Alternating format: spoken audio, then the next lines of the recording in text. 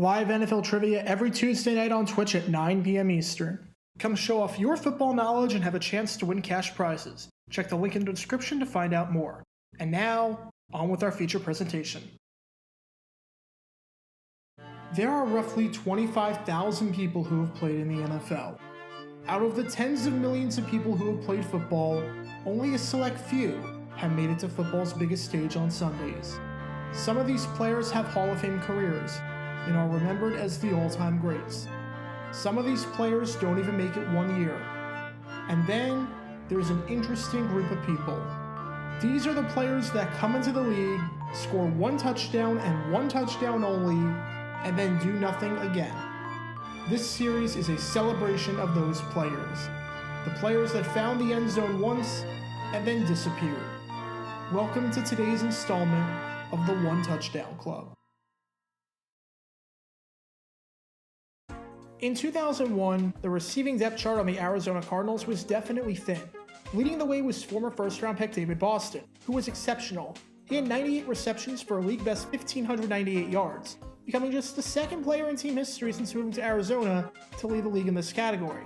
However, he only had a year left on his contract, and the position behind him was not particularly strong. Frank Sanders was second in yardage, but had declined in receptions and receiving yards every year since 1998, and had arguably the worst year of his career during the 2001 campaign. And the third leading receiver on the team, Marte Jenkins, had a grand total of 3 receiving touchdowns in his first 3 seasons. It was clear that the Cardinals had a hole at the receiver position. At the very least, they needed to draft someone. That's where Jason McAddley comes into our story. McAddley played his 4 years of college ball at Alabama, and while his stats weren't incredibly impressive, as he posted 71 receptions for 1,020 yards and 8 touchdowns over the 4 years, he had something that you can't teach that doesn't show up in the box score, and that's speed. In high school, he ran a 4.4. He was part of a 2-time state champion 4x100 relay team and was one of the top athletes in the state of Tennessee at the 300-meter hurdles.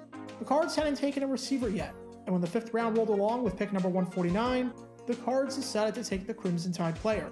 McAddley was inactive for the first 7 games of the year before finally making his debut in November during a 27-14 loss to the St. Louis Rams. He was thrust into the starting lineup the very next week, and his first ever start played really well. Even though the Cards lost 27-6 to the Seahawks, McAddley had 5 receptions for 113 yards. And the very next week, going on the road to take on the Philadelphia Eagles at Veterans Stadium, he did what every receiver dreams of doing. He scored a touchdown in an NFL game, and an unbelievable one at that.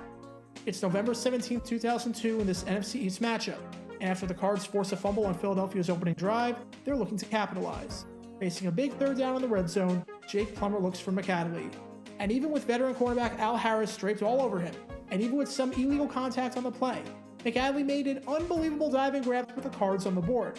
In terms of ways to score your first touchdown, a diving catch like this is not bad at all. Unfortunately for McAddley, it was all downhill from there. This was his only catch of the game as the Cards lost 38-14. Over the next 2 games, he would have just 4 catches on 21 targets. The magic was wearing off, and he wouldn't find the end zone for the rest of his career. McAddley was inactive for most of the 2003 season, as the Cards significantly upgraded their receiving unit that year by drafting 2 receivers in the first 2 rounds, one of which was Anquan Boldin. And though McAddley would bounce around the Titans and 49ers afterwards, he would never play again after the 2005 season. But he'll always have this incredible play right here. For that, Jason McAddley, welcome to the One Touchdown Club. This should go without saying, but often undrafted free agents will go to places where they feel like they have the best shot at making the roster. That's why it makes complete sense that Zach Hilton wound up on the New Orleans Saints. Let's backtrack just a bit. In 2002, the Saints had a major problem at tight end. Of the 3 tight ends on the roster, none of them did anything noteworthy. Lamont Hall had 2 receptions for 6 yards and no touchdowns. Former Pro Bowl tight end David Sloan, who was on the wrong side of 30 by this point, had 12 receptions for 127 yards and no touchdowns. And Boo Williams was the top guy on their team. He had 12 receptions for 143 yards and 2 touchdowns. Obviously, those numbers are not good. They upgraded at the position during the offseason by getting Rams tight end Ernie Conwell, who was there for 7 seasons and put up respectable numbers in the greatest show on turf offense. But they didn't draft anyone. They still needed depth. This is where Zach Hilton truly comes into our story. While he was primarily used on special teams over the first 2 seasons due to Algie Crumpler getting all the reps, over his final 2 seasons, he got a significant amount of playing time, particularly as a blocker. Though he didn't get drafted, a tight end who's 6'7" is always going to get looked at.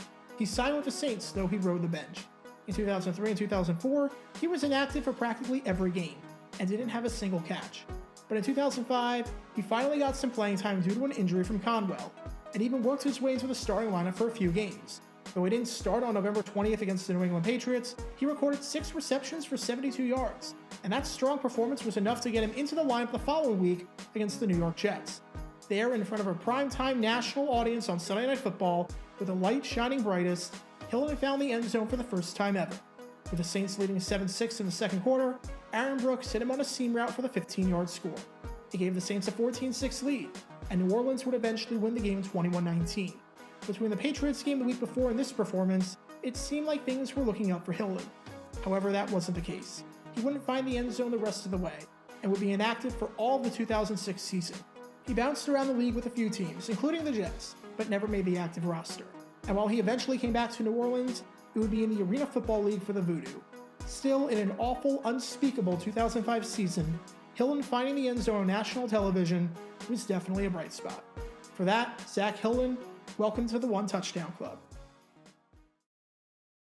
By 2004, the glory days of the Broncos from the late 90s where they won back-to-back Super Bowls were coming to an end. Yes, they had players from those teams, but those guys were getting up there in age, and were nowhere near where they used to be. Of the top 3 players listed at wide receiver in 2003, 2 of them were Rod Smith and Ed McCaffrey. Smith was going to be 34 years old by the start of 2004, and Ed McCaffrey would have been 36, though he would retire after 2003. It was clear that the Broncos needed some receivers. They looked to the draft, and found a guy out of Marshall in the second round by the name of Darius Watts. Watts was one of the top receivers in the MAC. By the time his career ended, he had 272 receptions for 4,031 yards and 47 touchdowns. He was almost unstoppable when Byron Leftwich was there. In 2001 as a sophomore, Watts had 91 receptions for 1,417 yards and 18 touchdowns. All those totals were first in the conference. And Watts ranks 4th all-time in NCAA history and 2nd all-time in MAC history in receiving touchdowns. Safe to say, Watts was a beast in college, and the Broncos were hoping that he'd be a beast in the NFL. Unfortunately, it didn't quite work out that way. Watts is remembered as a pretty big bust. He lasted just 2 seasons in Denver and did nothing in the second year, having 2 catches for 22 yards. By the time his career was over, he had just 33 receptions and 407 receiving yards. But he did have 1 touchdown. It was Halloween of the 2004 season against the Atlanta Falcons. Early in the fourth, the Falcons were leading 34-14, and the Broncos needed to get some points on the drive to have any chance at mounting a possible comeback. On second down in the red zone, Watts runs an out route against Jason Webster, catches the ball, dives for the pylon, and gets that illustrious first touchdown of his career. That game was a really strong one for Watts, and it was by far the best of his career. He had a career-high 7 receptions for 86 yards, and was targeted 11 times. The Plummer to Watts connection was really strong on this day. And even though that connection was nowhere to be found afterwards, on that Halloween day, he had a moment he's always going to remember. And for that, Darius Watts, welcome to the One Touchdown Club. That is going to conclude today's episode of the One Touchdown Club. If you like this series and want to see more of it, then be sure to like this video, ring the notification bell, subscribe down below if you haven't already, as it helps the channel out a lot. And be sure to check out Twitch every Tuesday night at 9 p.m. Eastern for your chance to play NFL trivia and win cash prizes. Link in the description below. If you want to see videos like this condensed down to 60 seconds, then follow me on TikTok at JRGator9 and subscribe to 60-Second NFL History on YouTube.